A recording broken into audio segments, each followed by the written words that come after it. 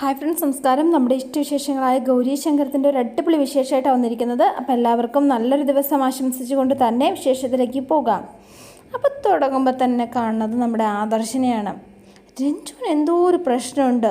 ഭ്രാന്തായിരിക്കുമോ, വട്ടായിരിക്കും, നല്ല അസൽ വട്ട്. അപ്പോൾ ഈ തന്നെ നടന്ന് ആദർശ് റൂമിലൂടെ ഇങ്ങനെ വർത്തമാനം പറയുകയാണ്. അപ്പോഴാണ് വേണി വരുന്നത്. അല്ലെങ്കിൽ ആരെങ്കിലും ഇങ്ങനെയൊക്കെ കാണിക്കുമോ? ഇന്ന് എന്തായാലും ലീവ് എടുക്കാം, ഇന്ന് പോകണ്ട. അപ്പോൾ ഇങ്ങനെ ആളൊക്കെ കണക്ക് കൂട്ടി നിൽക്കുകയാണ്. ഇനി അങ്ങോട്ട് തുടർച്ചയായിട്ട് രഞ്ജുവിനെ അവോയ്ഡ് ചെയ്യണം, ഇതേ പറ്റുള്ളൂ. അപ്പോൾ അവൾ തന്നെ ഒഴിഞ്ഞു പോയിക്കോളും. അപ്പോൾ ആദർശിൻ്റെ ഈ നടപ്പ് കണ്ട് വേണി ഇങ്ങനെ അതിശയത്തോടെ നോക്കുക. ആദർശേട്ടാ എന്ന് വിളിച്ചു. അപ്പോൾ വേണീനെ ഇങ്ങനെ പകച്ച് നോക്കുകയാണ് കേട്ടോ. എന്താ പേടി തട്ടിയ പോലെയാണ് ആദർശിൻ്റെ ഒരു നോട്ടം കണ്ടപ്പോൾ തന്നെ നമ്മുടെ വേണിക്ക് തോന്നിയത്.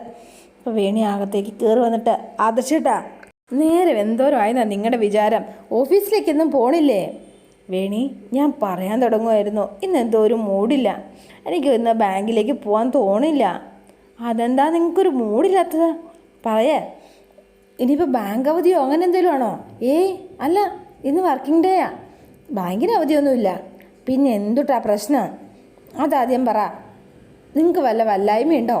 അപ്പോൾ എന്തെങ്കിലും സുഖായില്ലായ്മയുണ്ടോ എന്നാണ് ഞാൻ ഈ ചോദിക്കണത്. ഇല്ല, ഞാൻ ഓക്കെയാണ്. ഓക്കെ ആണെന്ന് വെച്ചാൽ കുന്തം പിഴിഞ്ഞ പോലെ നിൽക്കുന്നത് എന്തിനാന്നാ ചോദിച്ചത്. അല്ല, എനിക്ക് വേറെ അസുഖങ്ങളൊന്നും ഇല്ലയെന്നാ പറഞ്ഞത്. നിങ്ങൾക്ക് വേറെ കുഴപ്പമില്ലെങ്കിൽ പിന്നെ നിങ്ങൾ എന്തിനാ ജോലിക്ക് പോകാണ്ടിരിക്കണത്? വേണി അത് പിന്നെ എന്ന് പറഞ്ഞു. അപ്പോൾ വേണി ഇതേ ബെഡ്ഷീറ്റും അതുപോലെ തന്നെ അതൊക്കെ എടുക്കുകയാണ്. വേണി, ഒരു കാര്യം പറയട്ടെ. നിങ്ങളിങ്ങനെ വേണി കോണിന്ന് വിളിക്കാതെ കാര്യം എന്താണെന്ന് വെച്ചാൽ പറ. ഞാനൊരു കാര്യം ആലോചിക്കായിരുന്നു. നീ കേൾക്കുന്നുണ്ടോ? അതെ, എൻ്റെ ചെവിക്ക് കുഴപ്പമൊന്നുമില്ല കേട്ടാ. നിങ്ങൾ കാര്യം എന്താണെന്ന് വെച്ചാൽ പറ. നമുക്കൊന്ന് പുറത്തേക്ക് അങ്ങ് പോയാലോ എന്ന് ചോദിച്ചോ. നീ ഇവിടെ തിരുവനന്തപുരത്ത് വന്നിട്ട് ഇത്രയും നാളായിട്ടും ഇവിടുത്തെ സ്ഥലങ്ങളൊന്നും കണ്ടിട്ടില്ലല്ലോ. അതുകൊണ്ട് നമുക്കിന്ന് ചില്ലായിട്ട് എല്ലായിടത്തും ഒന്ന് അടിച്ചു പൊളിച്ച് കറങ്ങിയിട്ട് വന്നാലോ? എന്തു പറയുന്നു? ബൈക്കിൽ പോവാം. പിന്നെ കുറേ സ്ഥലങ്ങൾ ചുറ്റിക്കറങ്ങി നമുക്ക് നേരെ കന്യാകുമാരിക്ക് വിടാം. ഇവിടുന്ന് ഏകദേശം ഒരു 1-2 മണിക്കൂർ യാത്രയേ ഉള്ളൂ. പുറത്തു നിന്ന് നല്ല ഉച്ചയ്ക്ക് ഫുഡൊക്കെ കഴിച്ചിട്ട് വരാം. പിന്നെ നമുക്ക് അസ്തമയമൊക്കെ കണ്ട് തിരിച്ചെത്താം. ഉദയല്ലേ മനുഷ്യ കാണേണ്ടത്? അസ്തമയം എന്നും പറഞ്ഞാൽ എന്തുട്ടാ, തീർന്നു എന്നാ അതിനർത്ഥം, അവസാനിച്ചോന്ന്. അതൊന്ന് കാണാനായിട്ട് ഇപ്പം എന്തിനു പോവാ എന്ന് ചോദിച്ചു. അങ്ങനെയാണെങ്കിൽ നമുക്കൊരു കാര്യം ചെയ്യാം. നമുക്ക് കന്യാകുമാരി സ്റ്റേ ചെയ്തിട്ട് നാളെ രാവിലെ ഉദയവും കണ്ട് തിരിച്ചു വരാം. എന്നിട്ട് നീ വിവേകാനന്ദ പാറ കയറിയിട്ടില്ലല്ലോ. എനിക്കിപ്പോൾ ഒരു പാറമേലും കാണണ്ട, അസ്തമയം കാണണ്ട എന്ന് പറഞ്ഞു. അതെ, എനിക്കിപ്പോൾ എങ്ങോട്ടേക്കും വരാനായിട്ട് ഒരു താല്പര്യമില്ല. പിന്നെ ഒരു കാര്യം പറയട്ടെ, നിങ്ങൾ വേഗം റെഡിയായി ഓഫീസിലേക്ക് പോകാൻ നോക്കിയേ. മടി പിടിച്ച് നിൽക്കാതെ മര്യാദയ്ക്ക് പണിക്ക് പോകും മനുഷ്യ എന്ന് പറഞ്ഞു. നിന്നെ ഞാൻ പുറത്ത് കൊണ്ടുപോകുന്നില്ല എന്ന് നീ എപ്പോഴും പരാതി പറയാറില്ലേ? അതുകൊണ്ടാണ് ഞാൻ ഇങ്ങനൊരു പ്ലാൻ ഇട്ടത്. 3 വയസ്സിൽ കിട്ടേണ്ട കുട്ടി സൈക്കിളേ 30 വയസ്സിൽ കിട്ടിയിട്ട് വല്ല കാര്യമുണ്ടോ ആദർശേട്ടാ? പിന്നെ വിഷു കൈനീട്ടം വിഷുവിനാണ് കിട്ടേണ്ടത്, അല്ലാതെ ഓണത്തിന് കിട്ടിയിട്ട് വല്ല കാര്യമുണ്ടോ? എന്ന് വെച്ചാൽ നീ എന്താ പറഞ്ഞത് എനിക്ക് മനസ്സിലായില്ല. നിങ്ങളുടെ കൂടെ പുറത്തു പോവാൻ ഞാൻ എന്തുമാത്രം ആഗ്രഹിച്ചിട്ടുണ്ടെന്നറിയുമോ? ആ സമയത്തൊന്നും നിങ്ങൾക്ക് തീരെ ടൈം ഉണ്ടായിരുന്നില്ലല്ലോ. ഇപ്പം നിങ്ങൾക്ക് സമയമുണ്ട്. പക്ഷേ എൻ്റെ കാര്യമോ, എനിക്ക് തീരെ ആഗ്രഹമില്ല കേട്ടോ. അപ്പോൾ പണി പാളി. അതെ, നിങ്ങൾ വേഗം കുളിച്ചൊരുക്കി റെഡിയായി ബാങ്കിൽ പോകാൻ നോക്കട്ടാ.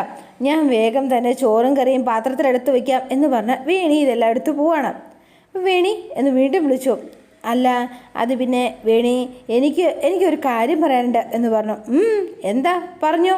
അപ്പോൾ വേണി നിൽക്കുന്നത് കണ്ടപ്പോഴത്തേനും വേഗം ആദർശ് പിന്നെയും പെപ്പ വയ്ക്കുകയാണ്. ഒന്നുമില്ല, നീ പൊക്കോ, ഞാൻ പിന്നെ പറയാം. എന്തൊരു കഷ്ടമായത്. അപ്പോൾ വേണിക്ക് ദേഷ്യം വന്നു. വേണി അങ്ങോട്ടേക്ക് അങ്ങ് പോയി കേട്ടോ. പക്ഷേ ആദർശിനെ കൊണ്ട് വേണിയോട് തുറന്ന് പറയാനായിട്ട് സംസാരിക്കാനൊന്നും കഴിയുന്നില്ല ആദർശിന്. പിന്നെ കാണുന്നത് നമ്മുടെ ചാരങ്ങാട്ട് വീട്ടിലാണ്. അപ്പോൾ ഇതേ കമല അവിടെ തൂക്കുകയും തുടയ്ക്കുകയും ഒക്കെ ചെയ്യാണ്. അപ്പോഴാണ് ഗൗരി ഇതേണ്ട അങ്ങോട്ടേക്ക് വന്നത്. കമലെടുത്തി എന്ത് കാണിക്കുന്നത്? കമലെടുത്തിക്ക് ഇതൊന്നും ചെയ്യാൻ കാലമായിട്ടില്ല എന്ന് പറഞ്ഞു. കുഴപ്പമില്ല ഗൗരി, എനിക്കിതൊന്നും പ്രശ്നമില്ല എന്ന് പറഞ്ഞു. ഞാൻ ചെയ്യുന്നത് കൊണ്ട് ഇതൊന്നും കുഴപ്പമുണ്ട്, ഇതവിടെ വെച്ചേ എന്ന് പറഞ്ഞ് ഗൗരി നിർബന്ധിച്ച് വാങ്ങിക്കുകയാണ്. ഏട്ടത്തി, നമുക്കൊരു ഗൈനക്കോളജിസ്റ്റിനെ കണ്ടാലോ? ഒരു സെക്കൻഡ് ഒപ്പീനിയൻ എടുക്കുന്നതിൽ തെറ്റില്ലല്ലോ. എൻ്റെ യൂട്രസ് റിമൂവ് ചെയ്തതല്ലേ ഗൗരി, ഇനി ആരെ കണ്ടിട്ട് എന്തിനാ? അല്ല, നമുക്ക് ഏതായാലും ഒന്ന് കണ്ടു നോക്കാം. എൻ്റെ ഒരു ഫ്രണ്ട് ഇവിടെ പ്രശസ്തയായ ഒരു ഗൈനക്കോളജിസ്റ്റിനൊപ്പം വർക്ക് ചെയ്യുന്നുണ്ട്. അതുകൊണ്ട് ഒരു കാര്യം ചെയ്യാം, ആ ഡോക്ടറുടെ ഒരു അപ്പോയിൻമെൻറ്റ് കിട്ടുമോയെന്ന് ഞാൻ അവളെ ഒന്ന് വിളിച്ച് ചോദിക്കട്ടെ. നമുക്ക് ഏതായാലും ഒന്ന് പോയി നോക്കാം ഏട്ടത്തി. ചിലപ്പോൾ പ്രതീക്ഷയ്ക്ക് എന്തെങ്കിലും ഒരു വഴിയുണ്ടെങ്കിലോ. നമുക്കൊന്ന് ശ്രമിച്ചു നോക്കാം. സമ്മതിച്ചു കേട്ടോ കമല. ഏതായാലും ഞാൻ അവളെ ഒന്ന് വിളിക്കട്ടെ. എന്നിട്ട് ഗൗരി നേരെ ഫോൺ എടുത്ത് ഗൗരിയുടെ കൂട്ടുകാരിനെ വിളിക്കുകയാണ് കേട്ടോ. അവൾ ഭയങ്കര സന്തോഷത്തിലായി കമല. ആ ശ്വേത, തിരക്കിലാണോ? ഞാൻ പറയണത് കേൾക്കുന്നുണ്ടോ? ഞാൻ എൻ്റെ ഏട്ടത്തിയുടെ കാര്യങ്ങൾ നിന്നോട് ഞാൻ പറഞ്ഞില്ലേ? അതെ. അപ്പോൾ ആ വിശദമായ കാര്യങ്ങൾ തന്നെ എല്ലാ കാര്യങ്ങളും ഗൗരി അവരോട് സംസാരിച്ച് അപ്പോയിൻമെൻറ്റ് വാങ്ങിക്കുകയാണ് കേട്ടോ. ആ ഓക്കെ ശരി, എന്നാൽ ആയിക്കോട്ടെ, എന്നാൽ ഞങ്ങൾ എത്തിക്കോളാം എന്ന് പറഞ്ഞുകൊണ്ട് ഫോൺ വെച്ചു. അതെ കമലയിടത്തി, ഡോക്ടറുടെ കാര്യത്തിൽ അപ്പോയിൻമെൻറ്റിൻ്റെ കാര്യത്തിൽ ഉറപ്പ് പറയാൻ പറ്റില്ല അത്രേ. പക്ഷേ എന്തായാലും നമ്മളിന്ന് അങ്ങോട്ടേക്ക് ചെല്ലാൻ പറഞ്ഞിട്ടുണ്ട്. ചിലപ്പം ഡോക്ടറെ കാണാൻ പറ്റിയേക്കും. ഏട്ടത്തി, ഒരു കാര്യം ചെയ്യാം, നമുക്ക് ഏതായാലും ഒന്ന് പോയിട്ട് വരാം. ഗൗരി, നമ്മളിപ്പോൾ എവിടെ നിന്ന് എങ്ങനെ പോവും? ഒരുപാട് ജോലികൾ ബാക്കി കിടക്കല്ലേ. അമ്മയും അച്ഛനും ഒക്കെ ഉച്ചയ്ക്ക് തിരിച്ചെത്തും. ഉച്ചയ്ക്ക് മുമ്പ് നമുക്ക് തിരിച്ചെത്താം.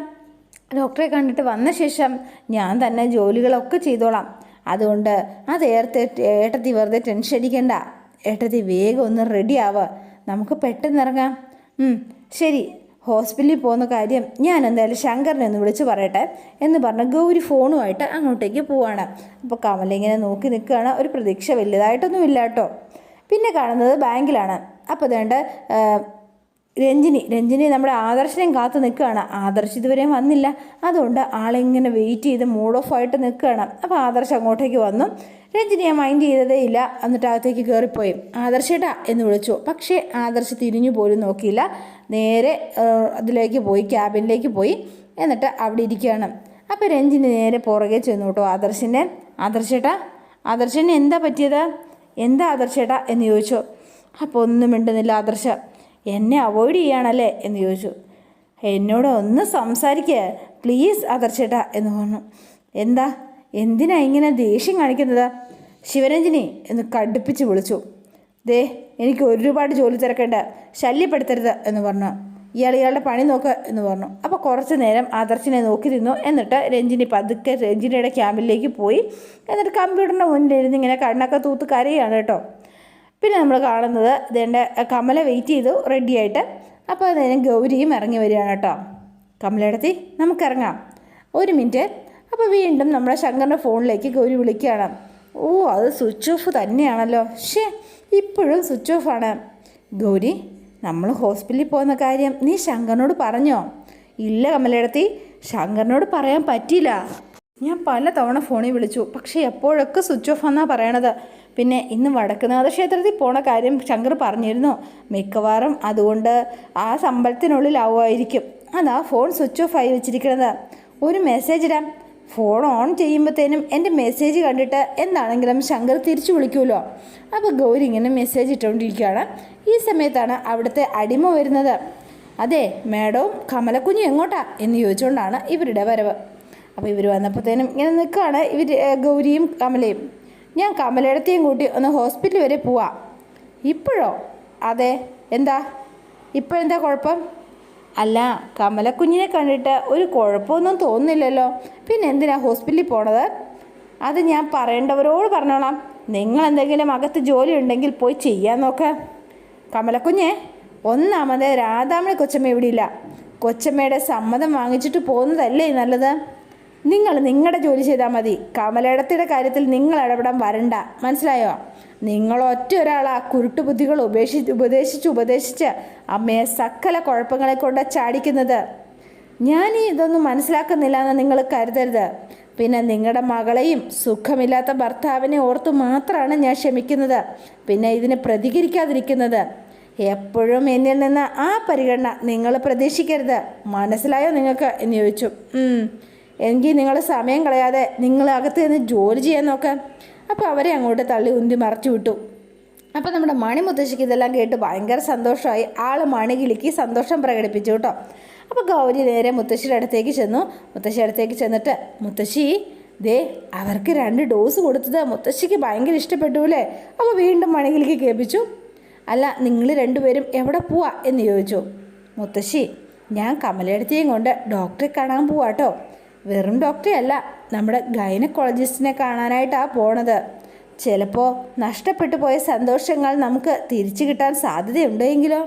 ഞങ്ങളെന്നാ പോയിട്ട് വരട്ടെ എന്ന് ചോദിച്ചു. ശരി മുത്തശ്ശി, എന്നാൽ ഞങ്ങൾ ഇറങ്ങാണേ, വേഗം തിരിച്ചു വരാം എന്നൊക്കെ പറഞ്ഞ് മുത്തശ്ശിയുടെ അനുഗ്രഹമൊക്കെ വാങ്ങി കമലയും ഗൗരിയും കൂടി അങ്ങോട്ടേക്ക് ഇറങ്ങണം. അപ്പോൾ ഇത് കണ്ടിട്ട് ഇങ്ങനെ നിൽക്കുകയാണ് നമ്മുടെ അടിമക്കണ്ണ്.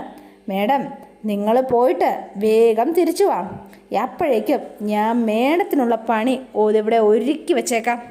പിന്നെ കാണുന്നത് നമ്മുടെ ശ്യാം സാറിൻ്റെ വീട്ടിലാണ്. അപ്പോൾ നന്ദിനിയമ്മ എന്തോ കിച്ചണിൽ പണിയാണ്. അപ്പോൾ വേണി അങ്ങോട്ടേക്ക് ചെന്നു കേട്ടോ. അങ്ങ് പതുക്കെ ചെന്നിട്ട് നന്ദിനിയമ്മേ കിച്ചണിൽ എന്തെങ്കിലും പണിയുണ്ടെങ്കിൽ എന്നോട് പറഞ്ഞോ, ഞാനിപ്പോൾ ഫ്രീ ആട്ടോ, ഞാൻ ചെയ്തു തരാം. വേണ്ട വേണി, ഇവിടെ എനിക്ക് ചെയ്യാനുള്ള ജോലികൾ മാത്രമേ ഉള്ളൂ. അയ്യോ, പണി പാളിയില്ലോ ഈശ്വര. അപ്പോൾ എന്തോ ഒരു ഉദ്ദേശത്തിൽ തന്നെയാണ് നമ്മുടെ വേണി അങ്ങോട്ടേക്ക് വന്നത്. അതെ, അല്ല നന്ദിനിയമ്മേ, ഒരു കാര്യം ചോദിക്കട്ടെ എന്ന് ചോദിച്ചു. അപ്പം നന്ദിനിയമ്മ ആകെ പേടിച്ച് നിൽക്കുക. അപ്പം നന്ദിനിയമ്മ സത്യസന്ധമായിട്ട് അതിന് ഉത്തരം പറഞ്ഞു തരുമോ? അതെ. അയ്യോ, നന്ദിനിയമ്മ പേടിക്കൊന്നും വേണ്ട കേട്ടോ, വേറൊന്നുമല്ല, അത്ര വലിയ സീരിയസ് ആയിട്ടുള്ള കാര്യമൊന്നുമല്ല, ഒരു ചെറിയൊരു ഡൗട്ട്. ശരി, എന്താ നിൻ്റെ ഡൗട്ട്? നീ ചോദിച്ചോ. നമ്മുടെ പ്രൊഫസറും നന്ദിനിയമ്മയും കൊല്ലങ്ങളായില്ലേ ഒരുമിച്ച് ജീവിക്കാൻ തുടങ്ങിയിട്ട്. എന്നിട്ട് ഈ പ്രൊഫസർ എപ്പോഴെങ്കിലും എന്തെങ്കിലും കാര്യം നന്ദിനിയമ്മയിൽ നിന്ന് മറച്ചു വെച്ചിട്ടുണ്ടാവും? എന്തെങ്കിലും? അതാണോ നിൻ്റെ സംശയം? ശ്യാമേട്ടൻ ഇന്ന് വരെ എന്നിൽ നിന്ന് ഒന്നും മറച്ചു വെച്ചതായി എനിക്ക് തോന്നിയിട്ടില്ല. നന്ദിനിയമ്മയ്ക്ക് അതെങ്ങനെ കൃത്യമായിട്ട് ഇങ്ങനെ പറയാൻ പറ്റുക? എന്തൊട്ടെങ്കിലും മറച്ചു വെച്ചിട്ടുണ്ടെങ്കിലോ? സാധാരണ ഭർത്താക്കന്മാർ ഭാര്യയിൽ നിന്ന് എന്തെങ്കിലും മറച്ചു വെക്കുമ്പോൾ അവരുടെ രീതികളിൽ ചില പതിവില്ലാത്ത മാറ്റങ്ങൾ ഉണ്ടാവാനായിട്ട് സാധ്യതയുണ്ട്. മാറ്റങ്ങളോ? എന്തൊട്ട് മാറ്റങ്ങൾ? ഒന്ന് വേഗം പറഞ്ഞു നന്ദിനിയമ്മേ. അപ്പം നന്ദിനിയമ്മ ഒന്ന് പേടിച്ചു. ഇതെന്താ ഇവിടെ ഇങ്ങനെ ചോദിക്കണത്? അല്ല, ഈ മാറ്റങ്ങൾ എന്നൊക്കെ പറയുമ്പോഴേ, മാറ്റം എന്ന് പറഞ്ഞാൽ ഒരു വ്യത്യാസം ഉണ്ടാവും. എന്നത്തെയും പോലെ ആയിരിക്കില്ല എന്ന് നമുക്ക് പെട്ടെന്ന് തന്നെ അത് മനസ്സിലാക്കാൻ പറ്റും. പിന്നെ അങ്ങനെ ശ്യാമേട്ടന് അങ്ങനെ ഇന്ന് വരെ അങ്ങനൊരു വ്യത്യാസം ഉണ്ടായതായിട്ട് എനിക്ക് തോന്നിയിട്ടില്ല. അതുകൊണ്ടാണ് ഞാൻ ഇത്രയും ഉറപ്പിച്ച് പറയണത്. അല്ല നന്ദിനിയമ്മേ, ഇപ്പം നന്ദിനിയമ്മ പറഞ്ഞില്ലേ ഈ ഭർത്താക്കന്മാരുടെ രീതികളിലും എന്തൊക്കെയോ ചില മാറ്റങ്ങൾ ഉണ്ടാകുമെന്ന്? ഇല്ലേ, പറഞ്ഞില്ലേ? ആ പറഞ്ഞു. എന്താ മോളെ? അല്ല, എന്തൊക്കെ മാറ്റങ്ങളാണ് സാധാരണയായിട്ട് കാണാൻ പറ്റുക? അതിപ്പോൾ ചോദിച്ചാൽ പറ നന്ദിനിയമ്മേ. അല്ല, നമ്മുടെ പ്രൊഫസർക്ക് എന്തൊക്കെ മാറ്റങ്ങളുണ്ടായാൽ ആ നന്ദിനിയമ്മയ്ക്ക് തിരിച്ചറിയാൻ പറ്റുക? ശ്യാമേട്ടനൊരു മാറ്റം ഉണ്ടാവാറില്ല. ശരി, എന്നാലേ സാധാരണയായിട്ട് എങ്ങനെയായിരിക്കും മാറ്റങ്ങൾ സംഭവിക്കുക? ഒന്ന് പറഞ്ഞേ. ഞാൻ സിനിമയിലൊക്കെ കണ്ടിട്ടുള്ളതാ. മൊബൈൽ എപ്പോഴും നമ്മളുടെ കണ്ണിപ്പെടാതെ ഒളിച്ചുകൊണ്ട് നടക്കുക ചെയ്യും. പിന്നെ എന്ന് വെച്ചാൽ സാധാരണ ഭർത്താക്കന്മാരുടെ മൊബൈലിൻ്റെ പാസ്വേഡ് ഭാര്യയ്ക്ക് എന്താണെങ്കിലും അറിയാമായിരിക്കുമല്ലോ. പക്ഷേ ഭർത്താക്കന്മാർ എന്തെങ്കിലും ഭാര്യയിൽ നിന്ന് മറച്ചു വയ്ക്കാൻ തീരുമാനിച്ചാൽ അപ്പം തന്നെ മൊബൈലിൻ്റെ പാസ്വേഡ് മാറ്റും. അതാണ് ശീലം. അപ്പോൾ നമ്മുടെ ഭർത്താപ്പിൻ്റെ മൊബൈലിൻ്റെ പാസ്വേഡ് എന്നിട്ടായിരിക്കും? അപ്പോൾ വേണം ഇങ്ങനെ ചിന്തിക്കണം. പിന്നെ എന്തൊക്കെയാണ് നന്ദിനിയമ്മേ? എപ്പോഴും കോൾ വന്നുകൊണ്ടേയിരിക്കും. പിന്നെ നമ്മൾ അടുത്ത് ചെല്ലുമ്പോൾ വേഗം ഫോൺ കട്ട് ചെയ്യുകയും ചെയ്യും. അതുമാത്രമല്ല, നമ്മൾ അവിടെ അടുത്ത് ചെല്ലുന്നത് കൊണ്ട് നല്ല ചിരിച്ച് സന്തോഷമായിട്ട് അവർ വർത്തമാനം പറയുകയായിരിക്കും ഫോണിലൂടെ. പക്ഷേങ്കിൽ നമ്മളെ കണ്ടാലോ അപ്പം തന്നെ എന്തെങ്കിലുമൊക്കെ പറഞ്ഞ് ഫോണങ്ങ് കട്ട് ചെയ്യുകയും ചെയ്യും. അതെ, ഇത് ഞാൻ കുറേ സിനിമയിൽ കണ്ടിട്ടുണ്ട് കേട്ടോ എന്ന് പറഞ്ഞു. ശരിയാട്ടോ, നന്ദിനിയമ്മ പറഞ്ഞതൊക്കെ കാര്യമാണ്. ഭർത്താപ്പ് ഫോണിൽ സംസാരിക്കും, എന്നിട്ട് എന്നെ കാണുമ്പോൾ ടപ്പേന്ന് ഫോൺ കട്ട് ചെയ്യും. ചോദിച്ചാൽ പറയും ഏതോ ഒരു ഫ്രണ്ടാണെന്ന്. അങ്ങനെ തന്നെയാണ് സംഭവിക്കാറ്. പിന്നെ ഈ കള്ളത്തരം കാണിക്കുമ്പോഴേ ആണുങ്ങൾക്ക് ആകെ ഒരു വെപ്രാളവും പരവേശമായിരിക്കും. സ്വസ്ഥത കാണില്ല, പിന്നെ ഉറക്കവും കാണില്ല. അപ്പോൾ ഭർത്താപ്പിന് കുറച്ച് നാളായിട്ട് ഉറക്കമില്ല കേട്ടോ. ഇടയ്ക്കൊരു വെപ്രാളവും ഉണ്ട്. വേണിങ്ങനെ കണക്ക് കൂട്ടുകയാണ് ഓരോന്ന് നന്ദിനിയമ്മ പറയുന്നത്. പിന്നെ എന്തുട്ടാ നന്ദിനിയമ്മേ? പിന്നെ ഭാര്യയോട് പറയുന്ന പല കാര്യങ്ങളും അവർക്ക് ചിലപ്പോൾ ഓർമ്മയുണ്ടാവില്ല. അന്നേന്ന് തല തപ്പാനായിട്ട് എന്തെങ്കിലും പറയുന്നതായിരിക്കും. പിന്നീട് അവരത് മറന്നു പോവും.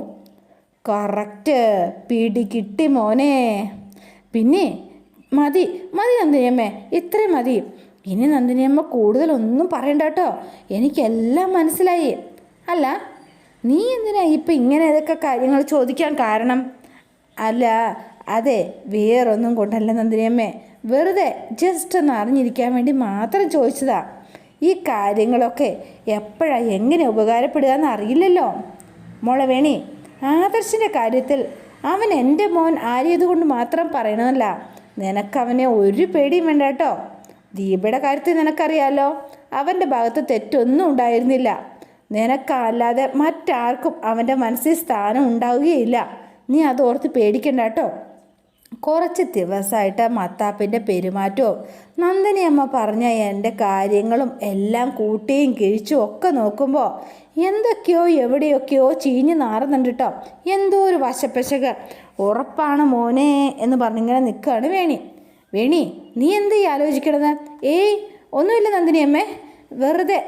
അല്ല, ജോലി നടക്കട്ടെ, ഞാനേ ഇപ്പോൾ വരട്ടോ എന്ന് പറഞ്ഞാൽ വേണി പതുക്കെ അവിടുന്ന് സ്കൂട്ടാകാണ്. പിന്നെ കാണുന്നത് ബാങ്കിലാണ്. അപ്പോൾ ആദർശ് ഇങ്ങനെ ഇരിക്കുന്നു. എങ്ങനെയെങ്കിലും രഞ്ജുവിനെ പറഞ്ഞൊന്ന് മനസ്സിലാക്കണം, അവളോട് തനിച്ചൊന്ന് സംസാരിച്ചാലോ. അപ്പോൾ ആദർശ് ഇങ്ങനെ നോക്കുമ്പോൾ രഞ്ജുവിനെ കാണുന്നില്ല.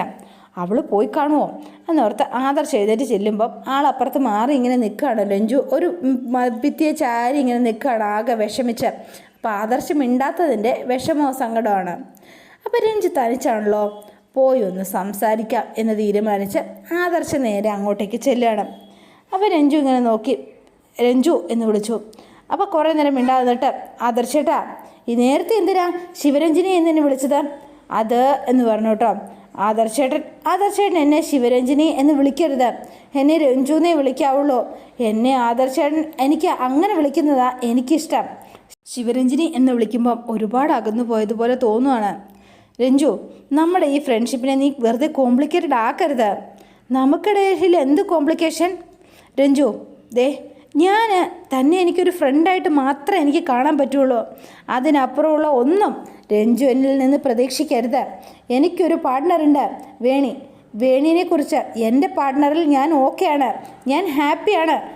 ആദർശേട്ടൻ വേണിയെ സ്നേഹിച്ചോളൂ, പക്ഷേ എന്നെ സ്നേഹിക്കുക. അതിനിപ്പോൾ എന്താ പ്രശ്നം? ഒരാൾക്ക് എങ്ങനെയാണ് രണ്ട് സ്ത്രീകളോട് ഒരേ സമയം സത്യസന്ധരാകാൻ കഴിയുന്നത്? കൃഷ്ണവേണിയോട് സത്യസന്ധരായിക്കോളൂ, പക്ഷേ എന്നോട് കുറച്ച് കള്ളത്തരങ്ങളൊക്കെ ആവാം, എനിക്ക് കുഴപ്പമില്ല ആദർശേട്ടാ. രഞ്ജു പ്ലീസ്. എന്താ ആദർശേട്ടൻ്റെ പ്രശ്നം? രഞ്ജു, ഞാൻ പറയണ കാര്യങ്ങൾ നീ ക്ഷമയോടെ താനൊന്ന് കേൾക്കണം. എന്നെ ഒന്ന് താനൊന്ന് മനസ്സിലാക്കുക. ആദർശേട്ടനെ ഞാൻ സ്നേഹിക്കാൻ പാടില്ല എന്നൊഴിച്ച് മറ്റെന്ത് വേണമെങ്കിലും ആദർശേട്ടനെ എന്നോട് പറയാം, അത് ഞാൻ കേൾക്കാം, അനുസരിക്കാം എന്ന് പറഞ്ഞു രഞ്ജു. അപ്പോൾ ആദർശ് വീണ്ടും പെട്ടിങ്ങനെ നിൽക്കുകയാണ്. അതോടെയാണ് ഇന്നത്തെ വിശേഷം അവസാനിക്കുന്നത്. ഇനി നാളത്തെ വിശേഷം ഇതിലും ഗംഭീരമാണ്. അപ്പോൾ എല്ലാവരും വെയിറ്റ് ചെയ്യുക. നിങ്ങൾക്ക് ഇഷ്ടപ്പെട്ടുവെങ്കിൽ ലൈക്ക് ചെയ്യുക, ഷെയർ ചെയ്യുക, തൊട്ടടുത്ത് ആ ബെൽ ബട്ടൺ കൂടെ ഒന്ന് ഞെക്കുകയാണെങ്കിൽ ഞാൻ ഇടുമ്പോൾ തന്നെ നോട്ടിഫിക്കേഷൻ ലഭിക്കുന്നതായിരിക്കും. പുതുപുത്തൻ വിശേഷമായിട്ട് എത്താം. Bye and see you again.